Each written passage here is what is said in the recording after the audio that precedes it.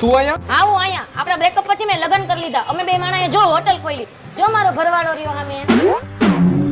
હારું હારું, એક મને સેન્ડવિચ આપી દે. તું વા બેસ, હમણાં બને ને એટલે મોકલાવ.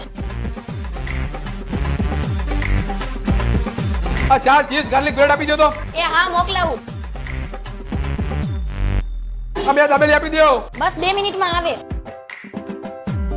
આ એક દહીં વડા આપી દેજો. એ હા હા આવે. આ 2 વડાપાવ આપી દેજો. એ હા હાલો ઈ મોકલાવી દો.